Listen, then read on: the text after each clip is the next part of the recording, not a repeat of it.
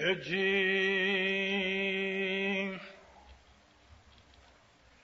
مدھیہم کارنا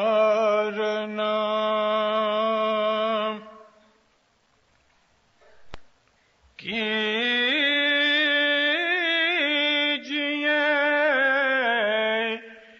بندے وچارو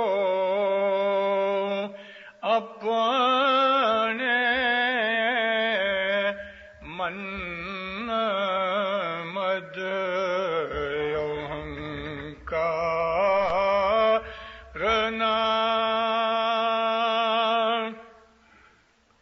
کیجئے بندے وچارو اپنے من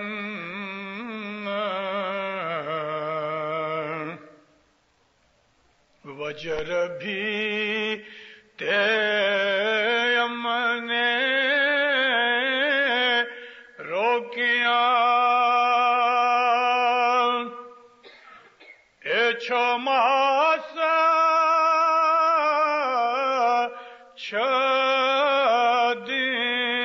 چھدین مومن بھائی کر لیو خدا سے پیار۔ مولانا حضرت امام پہ صلوات پڑھو مومنو، اللہم صلی اللہ علیہ وسلم۔ دیندارو، گرپی صدر دین ماں باپ، میں نے آپ کو ایک آدھ واز میں شاید کہا ہے یا ویسٹ میں بولا ہوں، گرپی صدر دین کی 119 برس کی عمر تھی اور 100 برس کی عمر میں ان کو پیری جومہ ملا۔ ان کے دادا کے جو باپ تھے، جن کو ہم پڑدادا کہتے ہیں، وہ حضرت پیر شمس تھے، اور پیر شمس نے اپنے بیٹے پیر نصیر دین کو، اپنے پوترے پیر صاحب دین کو، اپنے پڑ پوتے پیر صدر دین کو، اور اپنے پوتے کے پوتے پیر حسن کبیر دین کو، یہ 5 پیڑھیوں کو ٹریننگ دینے والے پیر شمس تھے۔ بعض کتابوں کے حسابوں سے پتہ لگتا ہے کہ پیر شمس کی 118 برس کی عمر تھی، لیکن خود پیر شمس نے من سمجھانی میں لکھا ہے کہ ان کی 240 برس کی عمر تھی۔ گرپیر صدر دین کو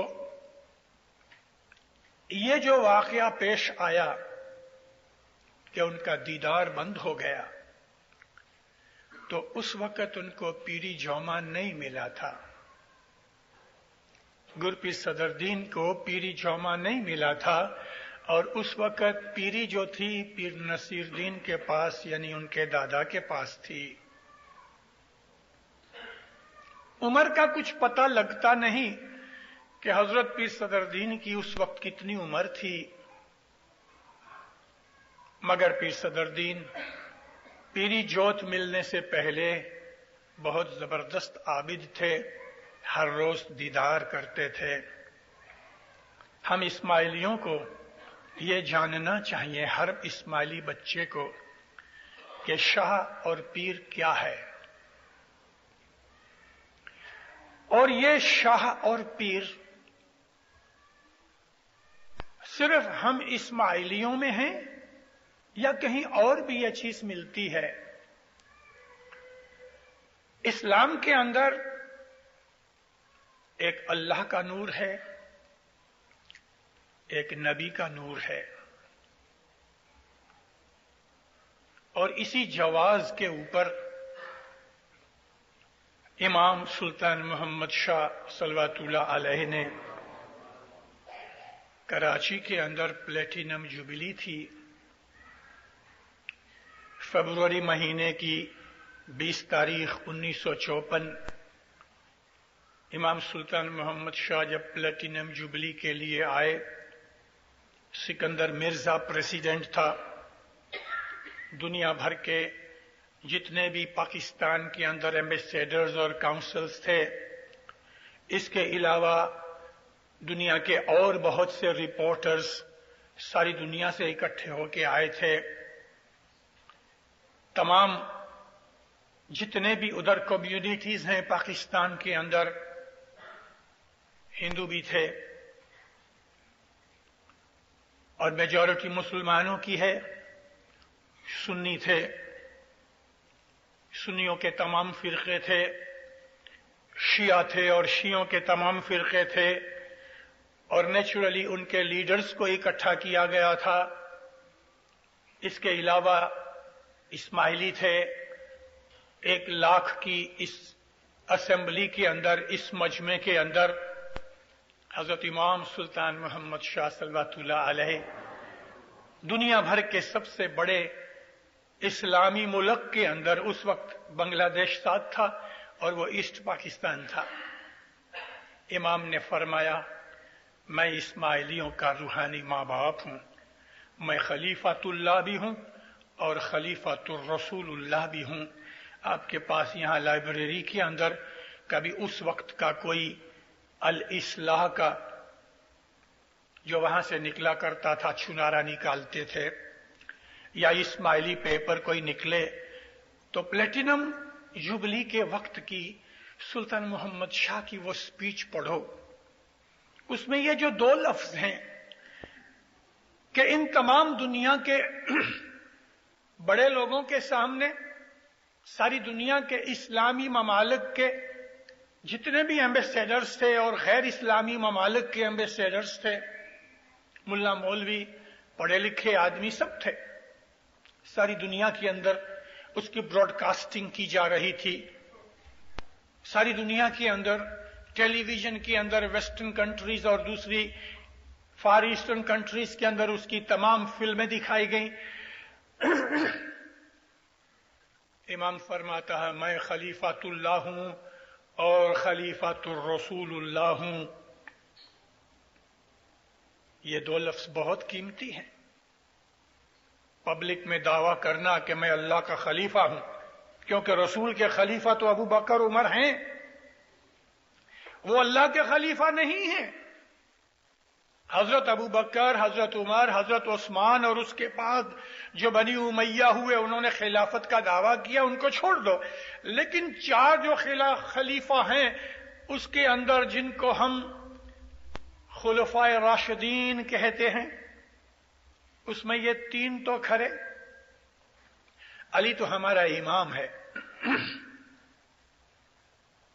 लेकिन हजरत अबू बकर, हजरत उमर और हजरत उस्मान ने ऐसा कभी नहीं कहा कि हम खलीफातुल्लाह हैं। खलीफातुर रसूल का दावा किया, लेकिन ये इमाम ये कहता हूं मैं अल्लाह का खलीफा हूं। किसी मुसलमान ने एतराज किया? किसी ने पूछा इसको कि तुमने ये दावा क्यों किया? सूरतुल बकर के अंदर फरिश्तों को इकट्ठा करने के लिए अल्लाह ने थोड़ा सा बयान दिया है कि उसने फरिश्तों को इकट्ठा किया, सब फरिश्तों को हाजिर किया। आए फरिश्तों, मेरा इरादा है मैं दुनिया के अंदर एक खलीफा बनाऊं। इन्नी जाइलुन फिल अर्ज खलीफा, मेरा इरादा है मैं दुनिया के अंदर अपना एक खलीफा बनाऊं। फरिश्तों ने सजदा किया, सर तस्लीम खम किया। तू मालिक है, तू जो चाहे सो कर सकता है, लेकिन हमने क्या तेरी कोई नाफरमानी की है?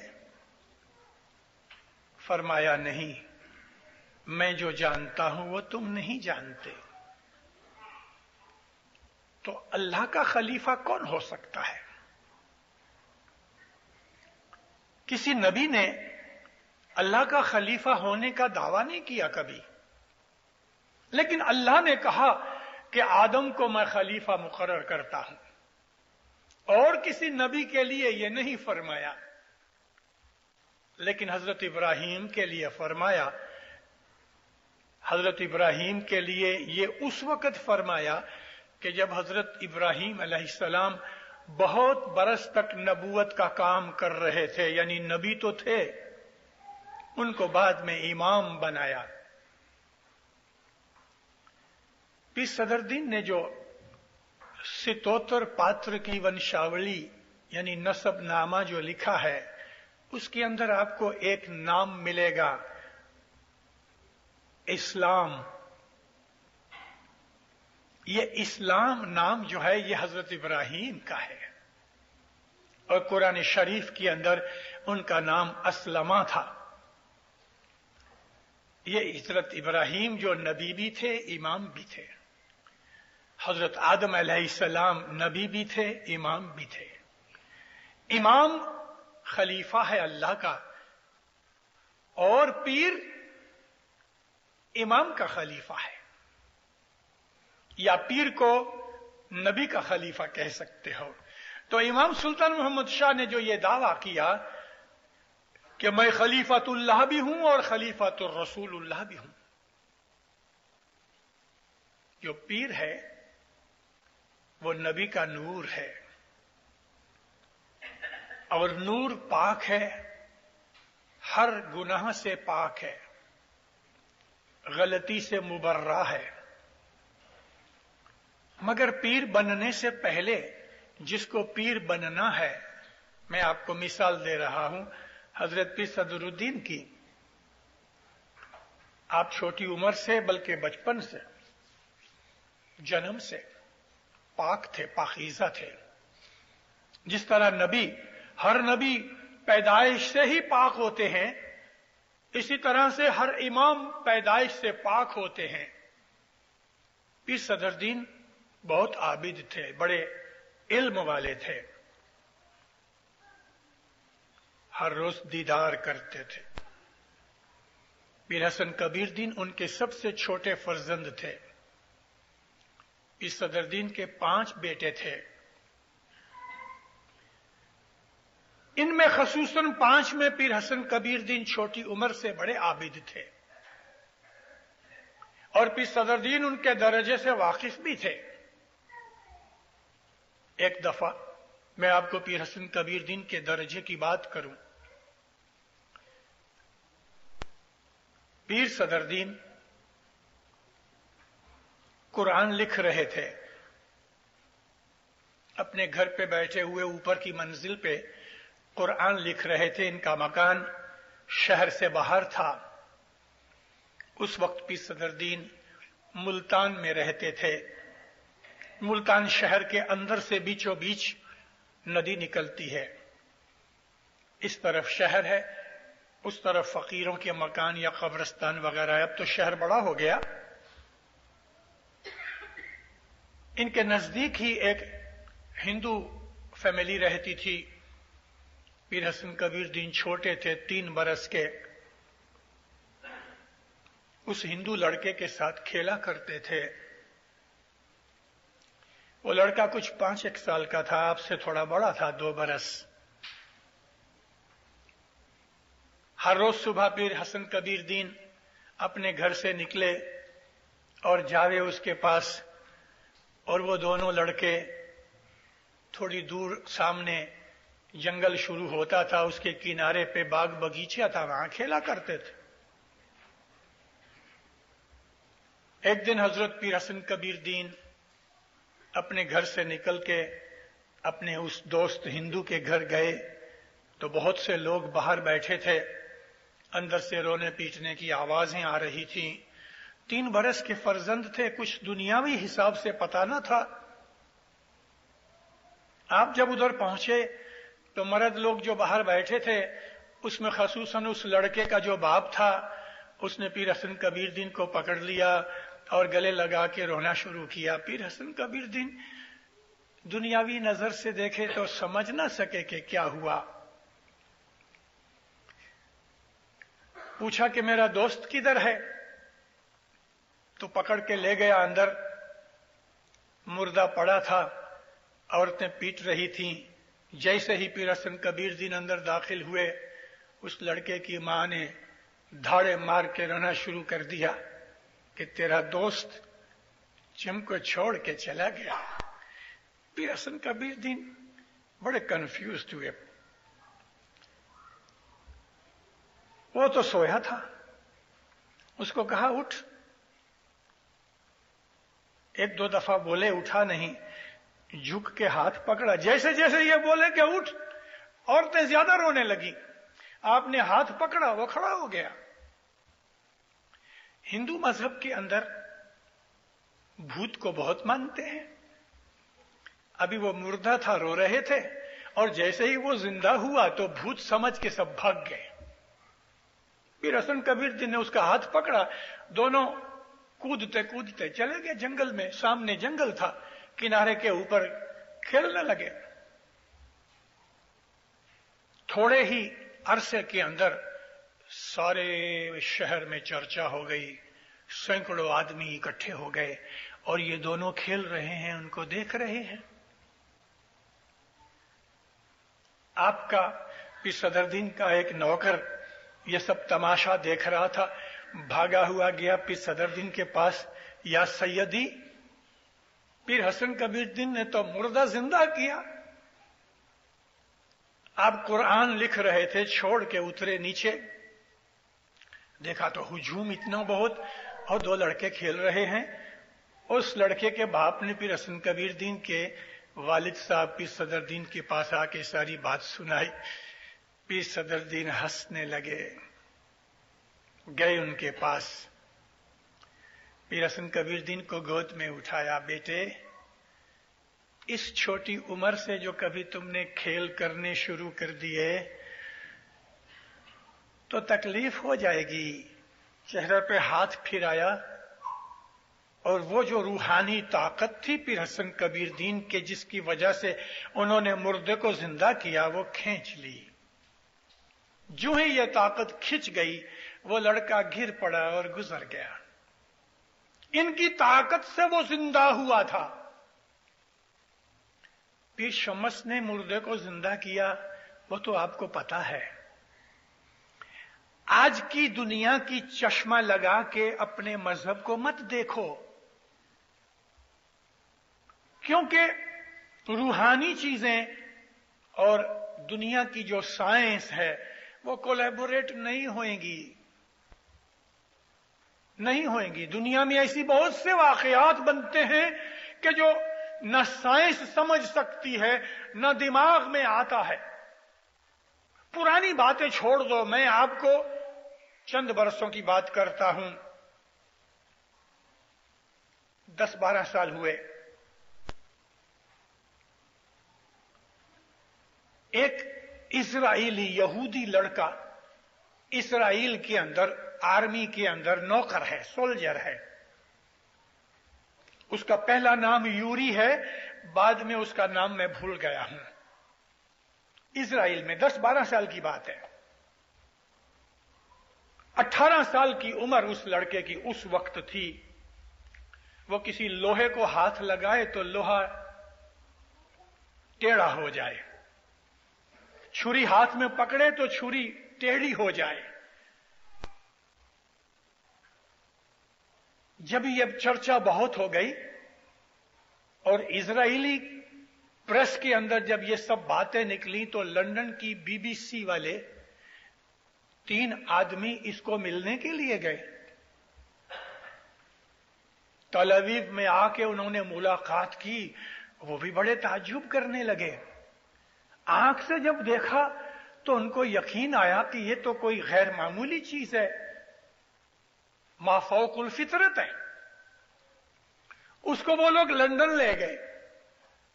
लंदन बीबीसी के अंदर उसका प्रोग्राम उन्होंने टेलीवाइज किया। तकरीबन 1 मिलियन घरों के अंदर यूरोप और इंग्लैंड के अंदर उन्होंने टीवी का जब प्रोग्राम बनाया, तो जिन जिन घरों के अंदर टेलीविजन के अंदर लोग देख रहे हैं, उनके हाथों के अंदर छुरी कांटे टेढ़े हो गए।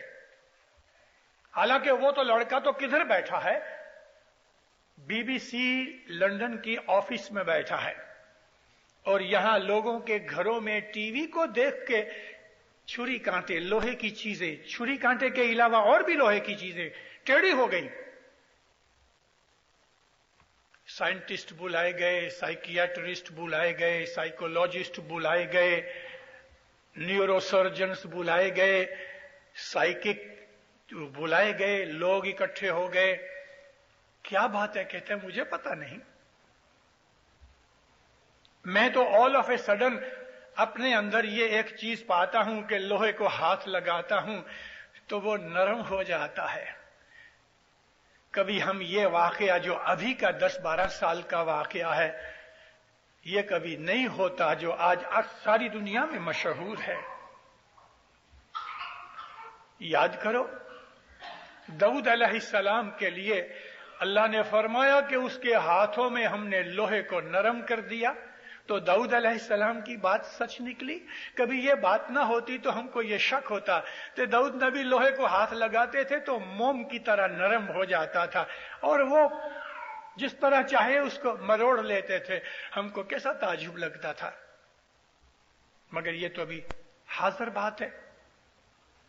वो कहता है मुझे कुछ पता नहीं ये ताकत मुझ में कैसे आई और क्यों आई, मुझे इसके ऊपर कोई कंट्रोल नहीं। खुदा ताला की हस्ती जिस इंसान को चाहे अपने लिए इस्तेमाल कर सकती है। यहूदी भी खुदा के बंदे हैं, मुसलमान भी खुदा के बंदे हैं, हिंदू भी खुदा के बंदे हैं, ये चाइनीज जो खुदा को नहीं मानते मगर फिर भी बंदे तो खुदा के हैं ना, उनको भी पैदा उसने ही किया है। काफिर को भी उसने पैदा किया और रोजी देता है। खुदा जिसको चाहता है अपने लिए इस्तेमाल कर सकता है और करता है। गुरपीर हसन कबीर दीन ने 3 बरस की उम्र में मुर्दे को जिंदा किया, तो गुरपीर हसन कबीर दीन की जो रूहानी और नूरानी ताकत थी उनके बाप जानते थे। 2-3 साल के बाद पीर सदरुद्दीन को ईरान जाना हुआ। पीर हसन कबीर दीन की 6 बरस की करीबन उम्र थी। 6 पूरे नहीं थे, किताबों के अंदर जो लिखा है उसका मैं हिसाब करता हूं तो तकरीबन 5 और 6 के दरमियान होती है। काफिला तैयार हुआ जिसके साथ पीर सदरुद्दीन को जाना था। मुल्तान से सिंध का डेजर्ट क्रॉस करके बलोचिस्तान में घुस जाएं और वहां से ईरान चले जाएं। एक दिन पहले जब काफिला निकलने वाला था, डे ब्रेक, शाम के वक्त पीर सदरुद्दीन ने अपना सब सामान बांधा, अपनी बेगम से मिलके बाहर निकले तो पीर हसन कबीर दीन ने पूछा, अब्बा कहां जाते हो? कि बेटे मैं इमाम के पास जाता हूं। दोनों पांव पकड़ लिए, टांगों से लिपट गए, मुझे साथ ले चलो। एक बाप ने देखा 6 बरस का बेटा पांव से चलना है, सिंध का रेगिस्तानी इलाका, बलोचिस्तान का रेगिस्तानी इलाका, ईरान का इलाका, ये 3-4-5 महीने की जो मुसाफरी है, पांव से चलना है, मुझको इसको उठा के चलना पड़ेगा, बहुत मुश्किल होगी, पानी मिला नहीं मिला, खाना मिला नहीं मिला, तो यूमन सहवन, ऐसा ही बाई नेचर इंसान की जो होती है। फिर सदरुद्दीन ने कह दिया, बेटे तुम छोटे हो, सफर की तकलीफ नहीं उठा सकोगे। फिर सदरुद्दीन ने टांगे छोड़ दी और बहुत रोए। पीर हसन कबीर दीन अपने बाप की टांगे छोड़ दी और बहुत रोए। आप उसके पास गए। उस रात को सुबह काफिला जाता है और ये जो रात थी उसके पहले पीर सदरुद्दीन का दीदार बंद हो गया। पीर सदरुद्दीन को हर रोज दीदार होता था। ये वाकया पीर सदरुद्दीन की पीरी जो में मिलने से पहले का है। جب آپ کا دیدار بند ہو گیا آپ بہت گھبرائے، مگر فوراً سمجھ گئے، ان کو بشارت ہوئی کہ تم نے اس کو چھوٹا کیوں کہا، تم کو اپنی بڑائی نظر آئی۔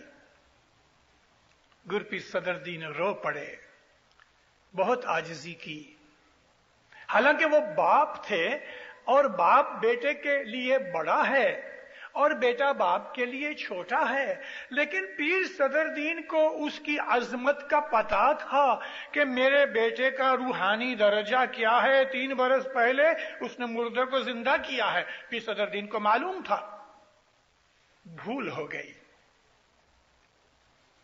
یہ بھول انسانی فطرت ہے، یہ گناہ نہیں۔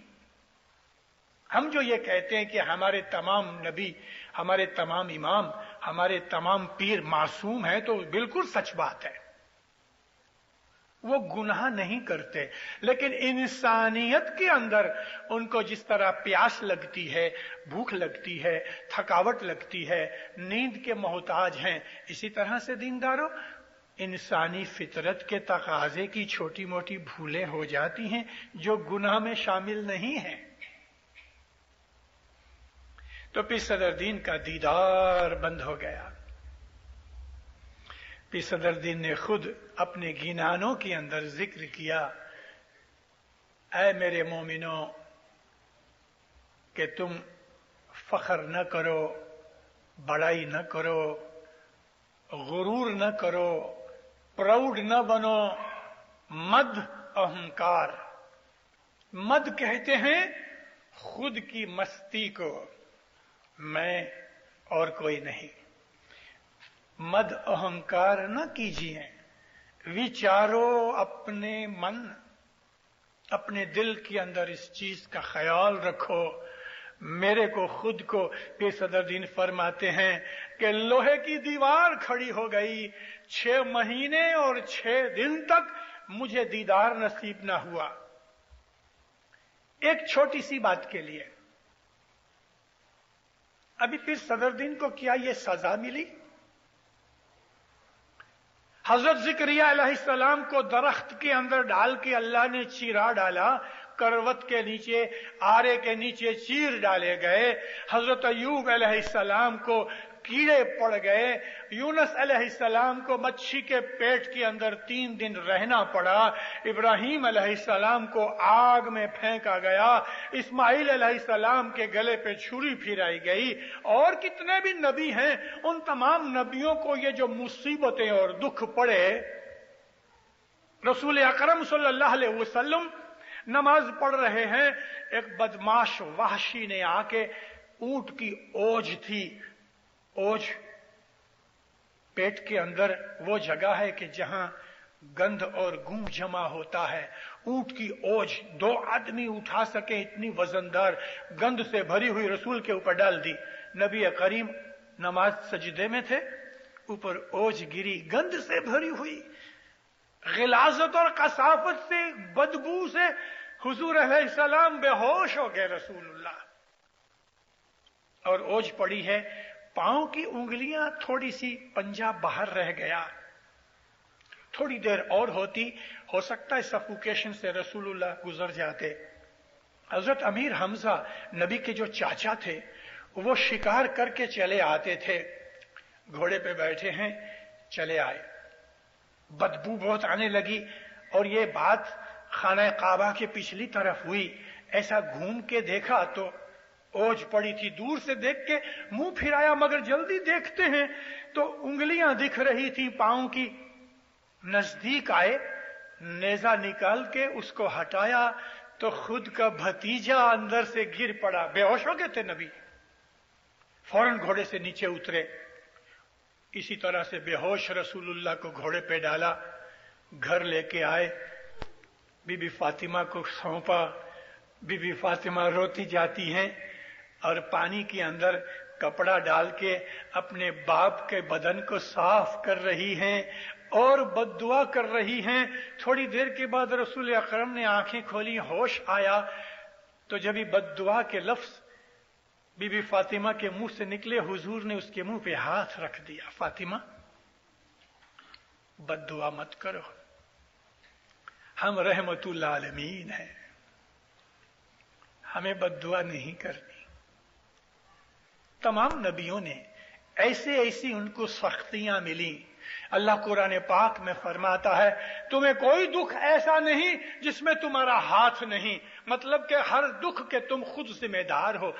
نبی نہیں، نبیوں نے جو کچھ بھی کیا، جو کچھ ان کے ساتھ ہوا، وہ ایک پلاننگ تھی، اور انہوں نے گناہ نہیں کیے، نہ انہوں نے غلطیاں کی کہ جن کی وجہ سے ان کو یہ سزائیں مل گئیں۔ انہوں نے تو یہ ہمارے لیے لیسن رکھے، سبق رکھے، تاکہ ہم کو سکھایا جائے، ہم اس میں سے سیکھ سکیں۔ تو پھر صدر دین کا دیدار بند ہوا۔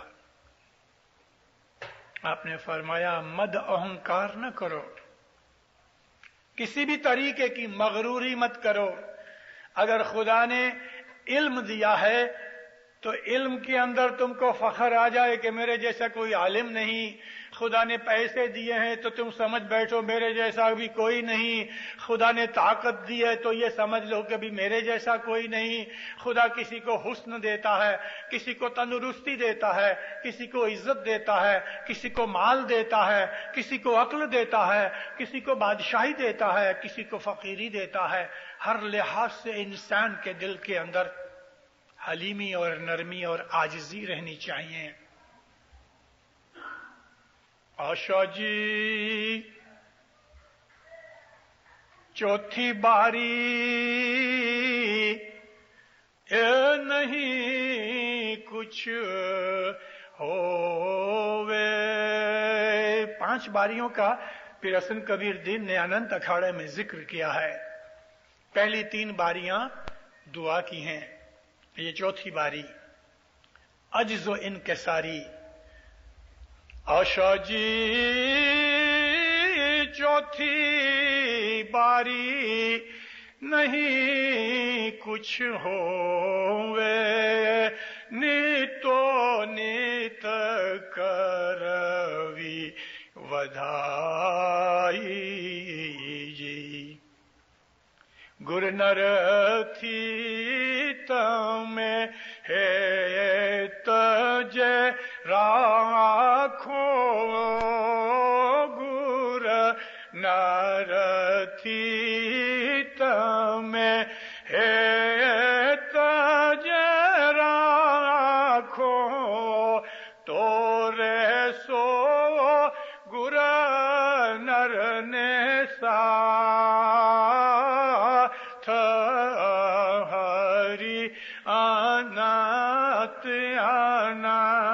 ہری انت جو سوامی شایانت جو انت مولا جانے جی۔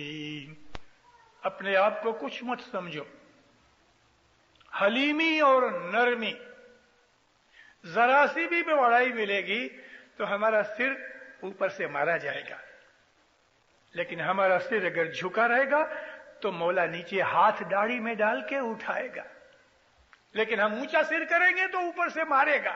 مطلب کہ غرور اس کا سر نیچا ہے، لیکن ہم نے مولا کے پاؤں پہ رکھ دیا تو وہ تمہیں اٹھا کے گلے لگائے گا۔ کوئی بھی طریقے کی اگر کوئی آدمی خدمت کر رہا ہے اور وہ یہ سمجھتا ہے کہ بس جماعت خانے کی یہ خدمت میرے بغیر نہیں چل سکتی، تو یاد رکھو دنیا کے اندر 1,24,000 نبی بھی آ کے گزر گئے، شہنشاہ وغیرہ سب چلے گئے۔ ایک چھوٹی سی بات ہے، بہت سمجھنے جیسے۔ ابیسینیا کا بادشاہ جس کو ملٹری والوں نے کو کر کے نکال دیا، ہیلی سیلاسی، دار السلام آیا کچھ 15 برس پہلے۔ اس کو میں نے بہت نزدیک سے دیکھا۔ اس بادشاہ نے اپنی ساس کو مروا کے تخت پہ قبضہ کیا تھا۔ ہیلی سیلاسی کی جو ساس تھی وہ اس وقت ایمپریس تھی. ایبیسینیا ایتھیوپیا جس کو کہتے ہیں آج. ادیس ابابا اس کا کیپٹل سٹی ہے. راج پہ آیا 1936 کے اندر. مسولینی نے ایتھیوپیا کے اوپر قبضہ کیا تو یہ اپنی فیملی کو لے کے بھاگ کے لندن چلا گیا اور وہاں بوٹوں کی دکان کھولی اس شہنشاہ نے. لڑائی ختم ہو گئی، ہٹلر بھی مارا گیا اور مسولینی بھی مارا گیا، تو برٹش نے اور الائیز نے مل کے اس کو واپس انسٹال کیا. میں اس کی ہسٹری میں پڑھنا نہیں چاہتا، مجھے تو ایک چھوٹی سی مثال دینی ہے آپ کے لیے. اس نے جو اپنی رعیت کے اوپر ظلم کیے اس کا انجام آہستہ آہستہ یہ آیا کہ جب کو ہوا اور یہی جو آج کا ایتھیوپیا کا پریزیڈنٹ ہے ہیلی سیلاسی مریم، یہ اس کا رشتہ دار ہے اور انہوں نے ابھی سوشلسٹ گورنمنٹ بنائی، رشیا کے دوست ہیں. ایمپرر ہیلی سیلاسی جو یہ دعویٰ کرتا تھا کہ وہ کوپٹک چرچ کا سب سے بڑا آدمی ہے اور اس کو خدا کے اوتار کے طور کے اوپر بہت سے افریقن مانتے تھے، اس کو انہوں نے مٹی کے ایک چھوٹے سے جھونپڑے میں رکھا اور ایک پلیٹ کے اندر کھانا دیتے تھے، وہ اور اس کا کتا ساتھ کھاتے تھے. مٹی کے اس مکان کے اندر اس کو رکھا گیا شہنشاہ، لیکن زمین کے اوپر مٹی کے سوا کوئی فرش نہیں تھا، ایک چادر بھی نہیں تھی. اس حالت میں وہ گزر گیا. عبرت کی جگہ ہیں. پیر شمس ماں باپ من سمجھانی کے اندر ایک قصہ لکھتے ہیں. پیر شمس کے دو چیلے تھے، سوربھان اور چندربھان. یہ دو ان کے حضوری نوکر تھے.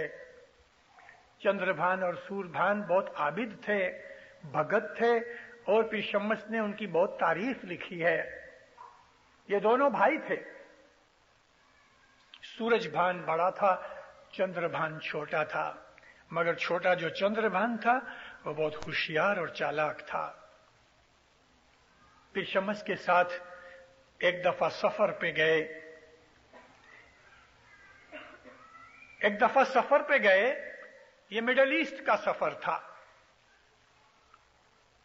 یہ سفر افغانستان سے ایران جاتے وقت ملا.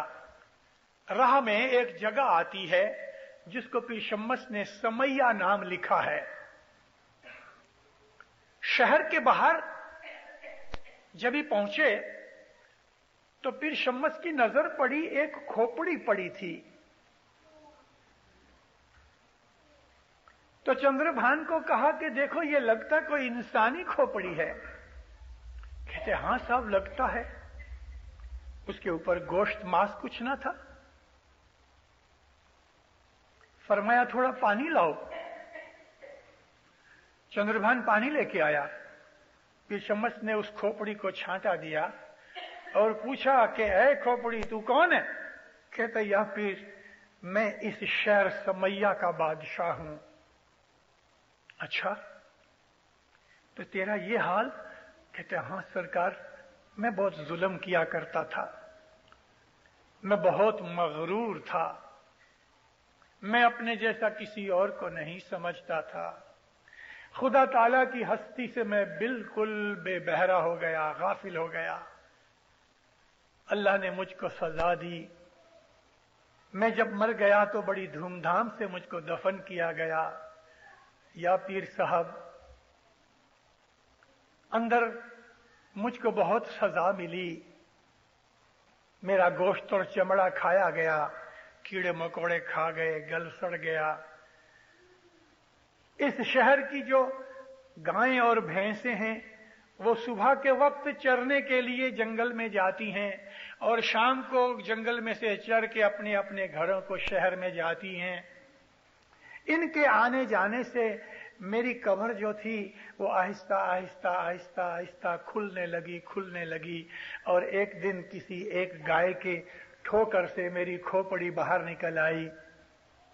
या पीर साहब, ये गायें भैंसें जब सुबह के वक्त निकलती हैं तो मेरे सिर को, खोपड़ी को ठोकर मारती मारती जंगल की तरफ ले जाती हैं, और जब जंगल से शाम के वक्त ये अपने घर को वापस जाती हैं तो मैं उनकी ठोकरों के, पांव की ठोकरों से ये दरिया इधर शहर के किनारे पे आ जाता हूं। हर रोज सुबह ऐसा होता है कि सुबह से शाम तक मुझे ठोकरें लगती रहती हैं। फिर शम्स लिखते हैं कि ऐ मोमिनो,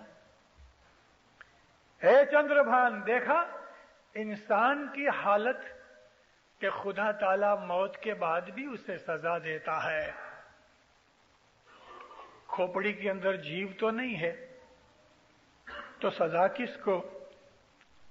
और खोपड़ी को मार डालो, जला डालो, कूट डालो तो सजा किसको? मगर जिसकी वो खोपड़ी है उस रूह को तो ये पता है। आप एक मकान में रहते हो, 2-4 बरस के बाद बेच के चले जाओ और किसी दिन उस मकान के सामने से निकले तो आपको याद आएगा ये मेरा मकान था, है ना? इस तरह हमने ये कई मकान बदले हैं। ये मकान कोई पहला नहीं, ऐसे तो कई मकान ये बदले हैं। ये बदन कितने बदले हैं हमने। ये हमारी पहली जिंदगी नहीं, ऐसी बहुत सी जिंदगियां हम घुमा फिरा के चले आए हैं। और आज जो कुछ भी हैं हम इस जिंदगी के अंदर, दीनदारों, वो 3 चीजों से बनती है। एक तो हमारी पास्ट, हमारे कर्म, हमारे अमाल, और ये हकीकत है, ये बिल्कुल सच है कि ये हमारा पहला जीवन नहीं, हम पीछे से, पास्ट से घूम के आए हैं। दूसरी चीज, हमारे मां बाप ने हमारे लिए कुछ दुआएं की हैं या हमको अच्छी तालीम दी है। और तीसरी चीज, हम जो अब दुनिया में कर रहे हैं, हमारी पास्ट लाइफ, हमारे पेरेंट्स की हमारे लिए भलाइयां वगैरह, और आज हमारे खुद के आमाल, ये 3 चीजें मिलकर हमारी किस्मत बनाती हैं। इससे हमारा फ्यूचर बनता है। 1960 की दिसंबर में, 1960 की दिसंबर में मैं साउथ अफ्रीका में था। एक दिन सुबह के वक्त बहुत से पेपर्स ले आए जहां मैं ठहरा था, काउंट खोजा के घर पे बहुत से पेपर्स वगैरह आए।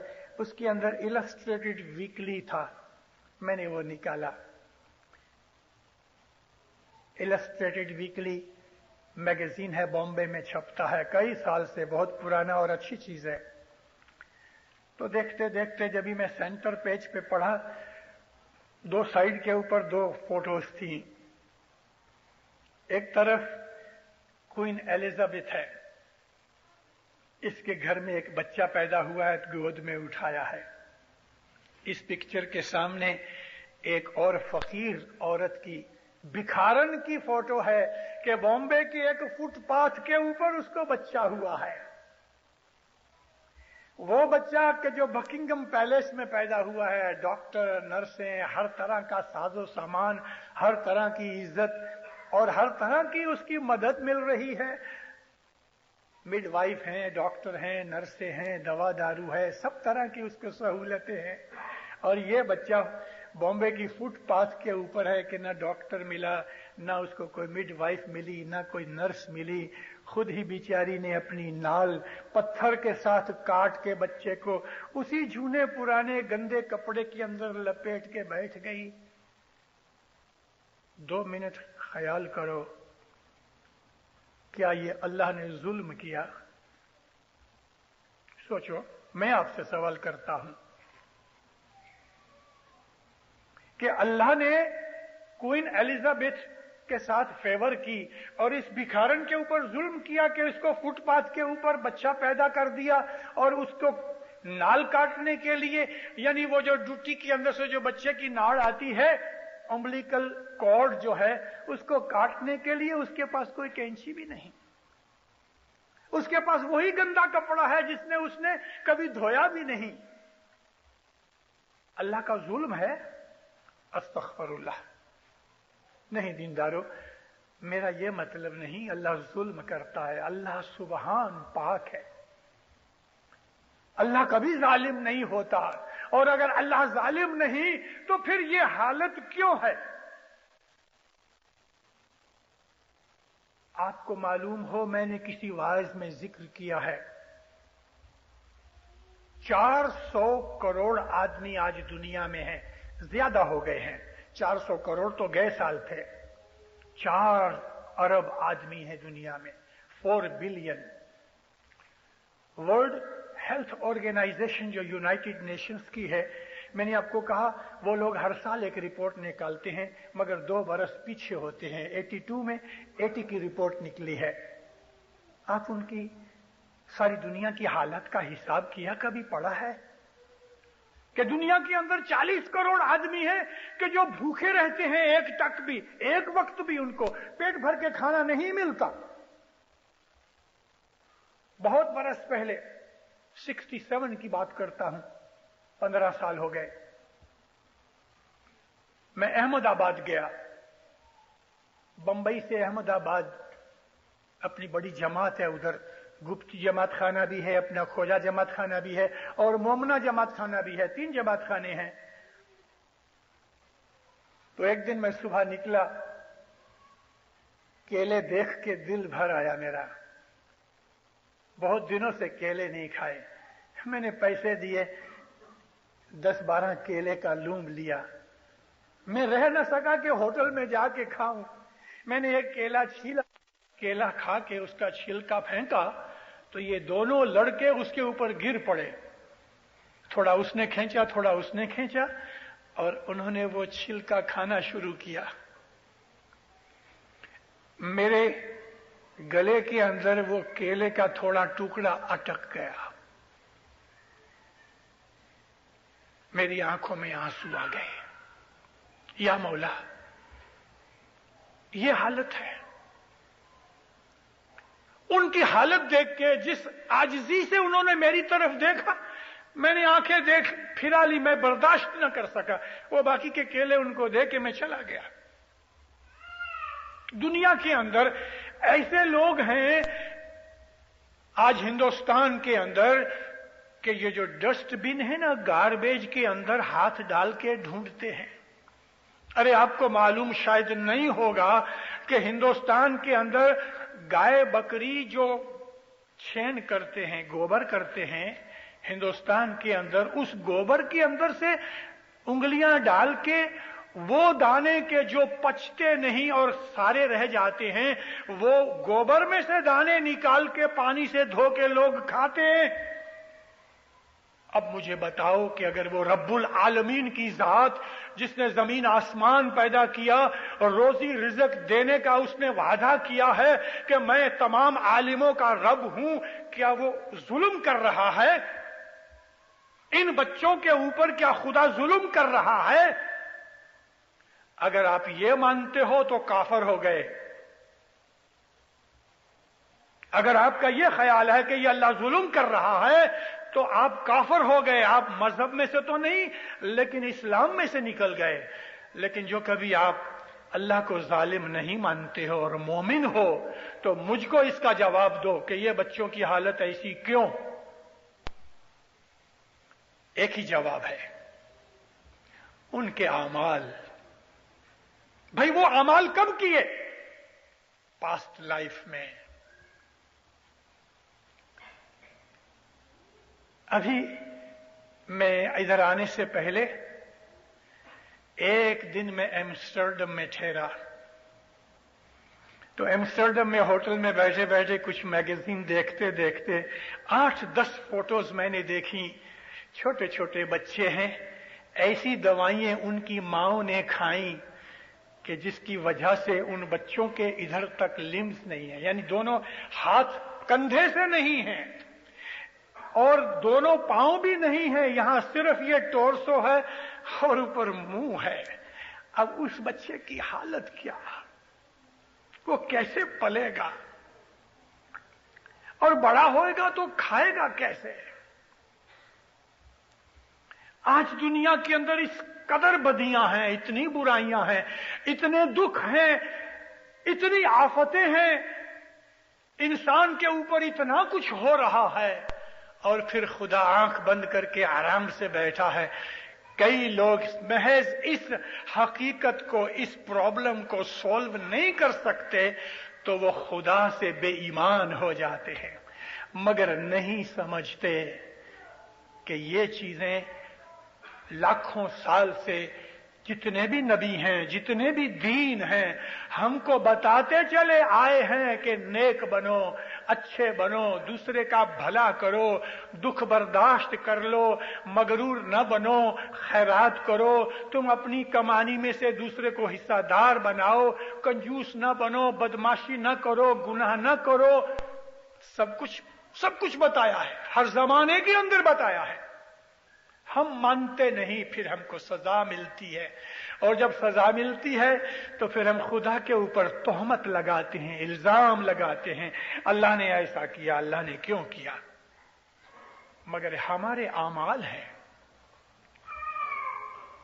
اللہ بہت دفعہ فرما چکا ہے کہ کوئی دکھ ایسا نہیں کہ جس میں تمہارا ہاتھ نہیں. کوئی بھی کام کرنے سے پہلے یہ خیال کر لو کہ ہر ایکشن کا ری ایکشن ہوتا ہے. بھلا تم نے جو ایکشن کیا ہے اس کے ری ایکشن کا خیال کیا؟ میں نے اپنی وعظوں کے اندر ذکر کیا ہے، بہت برس ہوئے، اور مجھے ایک لڑکے نے کہا کہ اس نے میری یہ واقعہ میری ٹیپ میں سنا ہے. کدھر بہت برس پہلے میں نے کسی ٹیپ میں اپنی وعظ میں یہ بات کہی. چھوٹا تھا، ہم 8 لڑکے تھے. ہمارے اندر ایک رنگ لیڈر تھا، اس کا نام تھا حمید.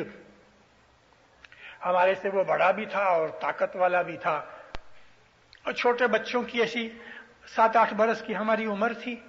تو ہم نے ایسی ٹوڑی منڈلی بنائی تھی، اکٹھے پیسے کر کے کھاتے تھے. کسی کو 2 پیسے ملتے تھے، کسی کو 1 پیسہ ملتا تھا، تو سب پیسے ہم پول کرتے تھے اور کھاتے تھے. اور ہمارے اسکول کے پیچھے باغیچہ تھا، وہاں ہم چوری بھی کرتے تھے پھلوں کی. تو یہ جو حمید تھا طاقت والا تھا. ہم مل کے جب ہی نکلے تو کوئی دوسرا لڑکا ہوئے نا، خواہ مخواہ کوئی بات نہیں، چیت نہیں، کچھ نہیں، وہ بیچارہ نزدیک سے گزر رہا ہے، پاؤں رکھ کے اس کو گرا دے وے، اس کو کبھی مار دے وے، ٹوپی اٹھا لے وے. میں نے کہا حمید، اس نے نہ تجھے گالی نکالی، تیری طرف دیکھا بھی نہیں، اور تم اس کو مار رہا ہے. اچھا. ہماری یہ حالت پھر تھوڑی ذرا چلی. میں تو ہر روز جماعت خانے جاؤں، میرے ماں باپ کا مجھ پہ انفلوئنس، میرے مذہب کا انفلوئنس. میں نے تھوڑے ٹائم کے بعد اس کی دوستی چھوڑ دی، مگر اس کا وہ کام جاری رہا. پھر تو ہم بڑے ہو گئے، اسکول بھی بدلے گئے. چلو 1963 میں میں انڈیا گیا افریقہ سے. 14 برس کے بعد میں امرتسر گیا، لاہور گیا، 14 سال کے بعد. اور یہ 14 سال کے بعد میری بھی شادی ہو گئی، بچے ہوئے. اس کے ادھر بھی مجھ کو وہ حمید یاد تھا، اس کے خط پتراتے جاتے تھے. میں لاہور گیا، ڈھونڈتے ڈھونڈتے اس کے گھر پہ پہنچا، دروازہ کھٹکھٹایا، اندر سے ایک عورت نکلی. میں نے کہا یہ حمید شریف کا گھر ہے؟ کہنے لگی جی ہاں. آپ کون ہیں؟ میں نے کہا میں افریقہ سے آیا ہوں. آپ ہیں ابو علی صاحب؟ میں بولا ہاں. آئیے آئیے اندر آئیے. اور اس کی آنکھوں میں آنسو دیکھے. اندر گیا تو پلنگ کے اوپر سویا ہوا تھا. مجھے دیکھ کے مجھے چھاتی سے لگایا، بہت رویا. میں نے دیکھا اس کو لکوا ہو گیا تھا، آدھا سارا بدن، پاؤں سے لے کے ایک آنکھ، ایک کان، منہ بھی ٹیڑھا ہو گیا، ہاتھ اٹھا نہیں سکتا تھا. دائیں ہاتھ سے مجھے اس نے پیار کیا، بہت رویا، دھاڑے مار کے رویا. ابو تیرے کو یاد ہے میں اس ہاتھ سے مارا کرتا تھا لوگوں کو، آج میں اس ہاتھ سے کھانا نہیں کھا سکتا. سچ بات ہے، خدا کسی کو چھوڑتا نہیں، کسی کو نہیں چھوڑتا. خدا سے ڈرنے کی بات نہیں، اپنے اعمال سے ڈرو. خدا تو رحم کا دریا ہے، وہ رحمت کرتا ہے، لیکن ہم اس کی رحمت کے نزدیک نہیں جاتے. اگر کوئی بھول ہو گئی اور ہم کہیں یا مولا میرے سے گناہ ہو گیا، تو بخشنہار ہے، خدا معاف کر دیتا ہے. لیکن کبھی پچھتاوا نہیں کیا، اور اپنے آپ میں یہ رہے کہ نہیں میں نے جو کیا وہ برابر کیا ہے، تو پھر وہ پیٹتا ہے، اس کی کوئی دوا نہیں، خدا کے مارنے کی کوئی دوا نہیں۔ وہ جب پیٹتا ہے تو کوئی چھڑا نہیں سکتا، اور وہ جب کھڑا ہوتا ہے تو کوئی مار نہیں سکتا۔ اپنے اعمال سے بہت ڈرو، مد اہنکار نہ کیجیے، کسی بھی طریقے کی، کوئی بھی طرح کی کبھی مغروری نہیں کرنا، کبھی دوسرے کو اپنے سے نیچا اور ہلکا نہیں سمجھنا، کسی کو نفرت کی نظر سے مت دیکھو، کسی کو خراب مت سمجھو، خود کے اندر رہو دیندارو۔ یہ دنیا بہت بڑی ہے، یہ زندگی ہماری شاید آخری زندگی بھی نہیں ہے، ہو سکتا ہے ہم کو مرنے کے بعد واپس آنا پڑے، ہو سکتا ہے ہم واپس نہ آئیں تو ہم کو ادھر رہ کے ہمیں سزا ملنی چاہے، تو خدا دے گا۔ ہمارے پیروں نے ہمیں بتایا ہے کہ 6 قسم کے لوگ ہیں جن کو نجات نہیں ملتی، اور 1 دن سے لے کے 5000 سال تک اس کو سزا ملتی ہے۔ ہمارے مذہب کے اندر وہ چیزیں ہیں۔ دیکھو اپنا اسماعیلی مذہب دیکھو، آپ نے اسماعیلی مذہب کو اختیار کیا ہے، حضرت امام کی بیعت کی ہے، دوسرے مذہب کی باتیں آپ اپنے مذہب کے ساتھ مکس کرتے ہو تو آپ اپنے مذہب سے دغابازی کرتے ہو، آپ فریب کرتے ہو۔ اگر اسماعیلی مذہب پسند نہیں تو ہمارے مولا فرمایا دروازے کھلے ہیں، جاؤ کسی بھی مذہب میں جاؤ، لیکن اسماعیلی مذہب میں رہنا ہے تو اسماعیلی مذہب کے طریقے پہ چلو۔ آپ شادی کر کے اپنی عورت کو گھر پہ رکھتے ہو اور ویشیا اور رنڈیوں میں جاتے ہو، وہ تو ٹھیک نہیں، مجھے معاف کرنا ان لفظوں سے۔ اس آدمی کا یہی حال ہے کہ جس نے مذہب میں بیعت کی اور دوسرے مذہبوں کے اوپر عمل کرتا ہے، وہ ایسا ہی ہے کہ جو اپنی عورت کے ساتھ دغابازی کر رہا ہے، زنا کر رہا ہے۔ حضرت امام کے مذہب میں رہ کے حضرت امام کی باتیں سنو اور اس کے فرمان پہ چلو۔ لوگ کیا کہتے ہیں، ہمیں اس سے کوئی تعلق نہیں، آپ کا بیٹا پیسے کی حاجت آ گئی اور پڑوسی کو جا کے کہے کہ مجھ کو $1 دو تو، اور ہر روز پڑوسی کے پاس جا کے $2 لے آوے اور آپ کو پتہ لگے تو آپ کو اچھا لگے؟ میرے بیٹے، اور دوسروں سے غیروں سے مانگتے ہو۔ تو حضرت امام بھی دیکھتا ہے، بیعت تم نے میرے سے کی، میرے مذہب پہ چلنے کا تم نے وعدہ کیا، اور دوسرے مذہبوں کا تم خیال کر کے ان کے اوپر تم اپنا ایمان جما رہے ہو، تو یہ تو 2 باپ کے بیٹے ہونے کی بات ہے۔ اسماعیلی مذہب ہم کو بالکل سیدھی راہ پہ چلاتا ہے، یا اس طرف ہو جاؤ یا اس طرف ہو جاؤ، ادھر بھی ہاتھ رکھنا ادھر بھی ہاتھ رکھنا ہمارا مذہب اجازت نہیں دیتا۔ اسماعیلی مذہب نے ہمیں بتایا ہے کہ یہ تمہاری زندگی نہ تو پہلی ہے نہ آخری ہے۔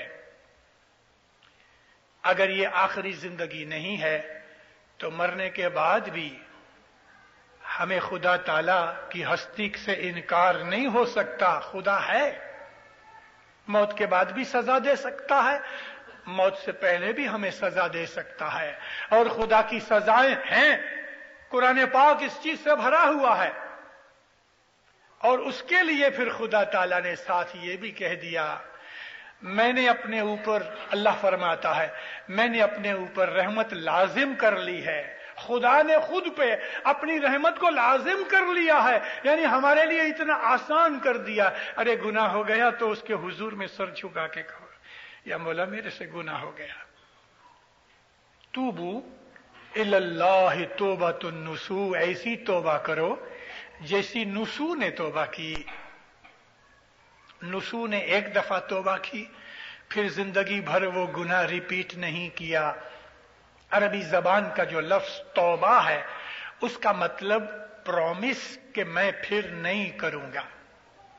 معاف کر دینے کو توبہ نہیں کہتے، اس کے لیے استغفار ہے کہ بھئی استغفار کا مطلب ہے کہ خدا کے پاس سے گناہ کی معافی مانگو، لیکن لفظ توبہ جو ہے، توبہ کا مطلب پرومس کرتا ہوں پھر نہیں کروں گا۔ اس کا نام توبہ ہے. لیکن ہم توبہ کو سمجھتے ہیں گناہ کی معافی. نہیں دیندارو، اس کے لیے استغفار ہے. استغفر اللہ ربی واتوب علیہ. اے اللہ مجھ کو تو معاف کر دے میرے پالنے والے، میں پرومس کرتا ہوں کہ پھر میں یہ گناہ نہیں کروں گا. کتنا ڈفرنس ہے. تو خدا معاف ضرور کرتا ہے، لیکن اگر ہم نے خدا کے حضور میں معافی مانگ کے پھر وہی گناہ کیا تو توبہ نہ رہی، پرومس ٹوٹ گیا. ہم نے پرومس توڑ دیا تو اللہ نے بھی پرومس توڑ دیا. اللہ فرماتا ہے، اللہ خیر الماکرین ہے.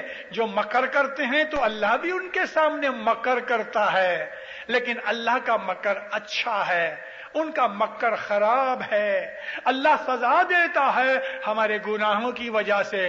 اپنی بڑائی دکھانے کے لیے اللہ سزا نہیں دیتا. لیکن ہم نے کبھی گناہ کر کے معافی مانگ لی اور ہم اپنے اعمال کی سزا سے ڈر گئے، اور اعمال کی سزا ضرور ملے گی، اعمال کی جزا بھی ملتی ہے. تو خدا تعالی ہماری حالت سے واقف ہے. ہم اندر کیا ہیں خدا جانتا ہے، ہم باہر کیا ہیں خدا جانتا ہے. ہماری نیت کے اوپر اس چیز کا بہت بڑا دار و مدار ہے. نیت، اگر نیت اچھی ہے تو سب کچھ اچھا ہے. مولا علی علیہ السلام خلافت کا زمانہ تھا، مسجد کے اندر نماز ہو چکی اور سرکار، یہ کوفے کا ذکر ہے، مسجد کے باہر بیٹھے تھے، اصحاب بیٹھے تھے، باتیں ہو رہی تھیں. ایک بدوی اونٹ کے اوپر بھاگا بھاگا چلا آیا. جب اس نے دیکھا نزدیک مسجد ہے تو جلدی سے نیچے اترا، اونٹ کو یوں ہی چھوڑا اور وضو کیے بغیر مسجد کے اندر سے جا کے کھڑا ہو گیا. اور اتنی جلدی سے اس نے نماز پڑھی کہ علی علیہ السلام کے اصحاب دیکھنے لگے. وہ جلدی سے باہر نکلا، سلام کر کے اونٹ پہ بیٹھا اور بھاگ گیا. ایک آدمی کہتا ہے، یا مولا دیکھا، نہ اس نے وضو کیا، نہ اچھی طرح نماز پڑھی، نماز یوں پڑھی کہ جیسے اس نے ایک رکعت پڑھی ہوئے، اور یوں ہی بھاگ گیا. مولا نے فرمایا تیرے پاس گھوڑا ہے؟ کہتے ہاں صاحب، جاؤ اس کو بلا کے لاؤ. وہ گھوڑا لے کے اس کے پیچھے جب وہ لے آیا تو مولا نے کہا کہاں کے آئے ہو؟ کہ فلانی جگہ سے. کہاں جاتے ہو؟ سرکار وہاں جاتا ہوں. اس کا شہر کافی دور تھا. یہ تم نے نماز پڑھی کہ تم نے کوئی مذاق کیا؟ جاؤ جلدی سے اچھی طرح سے نماز پڑھو. تو بیچارہ گیا، پانی لیا، وضو کیا، اندر گیا، نماز پڑھی، کافی دیر تک پڑھ کے باہر آیا. مولا کو کہتا ہے ابھی میں جاؤں. آپ نے فرمایا بیٹھ، تم مجھ کو بتاؤ پہلی نماز اچھی تھی کہ یہ اچھی؟ سب اصحاب بیٹھے ہیں. کہتے یا مولا آپ غصہ کرو گے اس کے لیے میں کچھ نہیں بولتا. نہیں، میں تیرے معاف کرتا ہوں. کیا ہے سچ بولو. کہتے سرکار پہلی نماز اچھی تھی. کیوں؟ وہ میں نے من سے پڑھی تھی، فرض سمجھ سے پڑھی تھی، اللہ کو یاد کر کے پڑھی تھی. اور یہ دوسری نماز آپ کے ڈر سے پڑھی ہے. تو مولا علی نے فرمایا دیکھا، اللہ کو نیت پسند ہے. تم ہاتھ اونچے کرو، نیچے کرو، گھٹنے اونچے کرو، یا تم اونٹ بیٹھ کرو، خدا تعالیٰ کو تمہاری ان حرکتوں سے کچھ نہیں. وہ تو تمہارے دل سے واقفیت کا رکھتا ہے. اسی طرح سے ہمارے تمام اعمال، ہماری نیتیں اگر صاف ہیں، پاک ہیں، پھر ہم سے بھول ہو جاتی تو خدا ہمیں معاف کرتا ہے. دیندارو، مولا آپ کو سکھی آباد کرے، نیک امیدیں پوری کرے، ہر گناہ سے بچاوے، ہر بدی سے بچاوے، نافرمانی سے بچاوے. مولا آپ کا ایمان ہمیشہ زیادہ کرتا رہے. مولا ہمیشہ آپ کو اپنی پناہ چھتر چھایا میں رکھے. مولا آپ کو دین دنیا کے اندر سکھی آباد کرے، آپ کی تمام آفتیں بلائیں دور کرے، آپ کی مشکلیں آسان کرے، آپ کے تمام جتنے بھی پرابلمز ہیں ان کو سولو کرے. مولا آپ کو دین دنیا کے اندر، آپ کی کٹمب قبیلے کے اندر سکھی آبادی کے ساتھ محبت اتفاق دیوے، ظاہر باتون دیدار نصیب کرے. کھانا ودان مولا ایمان دا